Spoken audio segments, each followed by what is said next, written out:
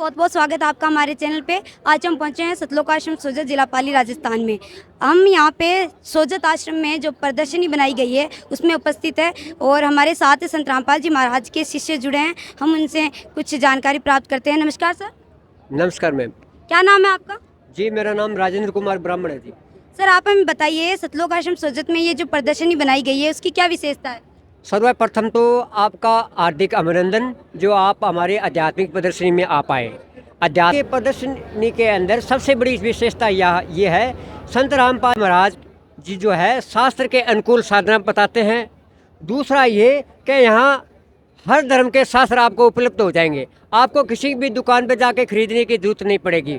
और यहाँ हर भाषा के अंदर, चाहे वो अरबी हो, चाहे वो अंग्रेजी हो या किसी और कोई भाषा हो, तमाम भाषाओं के यहाँ ट्रांसलेटर उपलब्ध है। और आपको फ्री के अंदर आपको चाय पानी की व्यवस्था दी जाएगी और भोजन भंडारा दिया जाएगा। नहाने धोने की सारी सुविधा है यहाँ है और निःशुल्क ही आपको ये ज्ञान उपलब्ध हो जाएगा। और यहाँ उदाहरण के तौर पे मैं बताना चाहूँगा आपको कि संत रामपाल जी महाराज जो ज्ञान दे रहे हैं वो किस प्रकार का दे रहे हैं। ये देखिए सामने होर्डिंग देख रहे हो आप, संत रामपाल जी महाराज जो बता रहे हैं इस तरीके की साधना बताइए। देख ले, संत रामपाल जी महाराज अपने सत्संग प्रवचनों में सभी धर्मों के पवित्र सदग्रंथों को खोल खोल कर बताते हैं। यानी किसी एक शास्त्र की बात नहीं करते, एक धर्म की बात नहीं करते वो।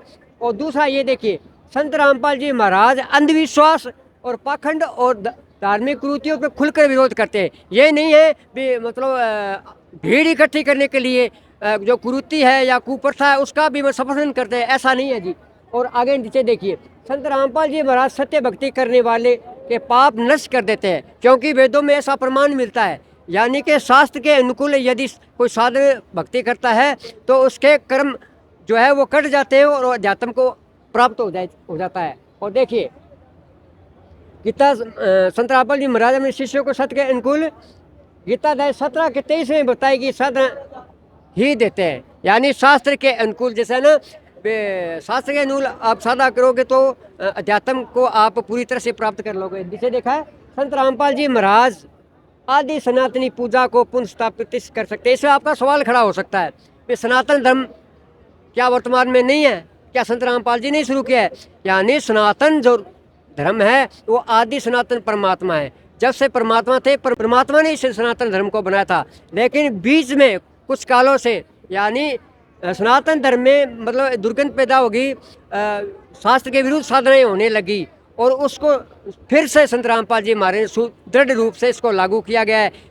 जबकि अन्य धर्म गुरु है वो तो एक तो आप साधकों से अच्छा पैसा ऐंठते हैं और न भी किसी प्रकार की कोई सुविधा देते हैं, और जो ज्ञान देते हैं उसे मोक्ष तो बहुत दूर की बात है। यानी घर के भी सुख नहीं मिलते। जैसे कि ये देखिए बता रखा है, अन्य धर्म जिनका चित्र मैं दिखाना चाहता हूँ आपको, अन्य संत महंत धर्मगुरु आदि बातों को स्वयं की मान्यता अपने पर्सनल तरीके से बताते हैं, जिसका कोई प्रमाण नहीं है। जो भी आपको भक्ति बताई जाएगी किसी शास्त्र प्रमाणित नहीं हुई। यानी कहने का भाव, यदि मैथमेटिक के हिसाब से कोई आदमी 4 दूनी 8 बोलता तो सही है, क्योंकि ये गणित के अनुकूल है।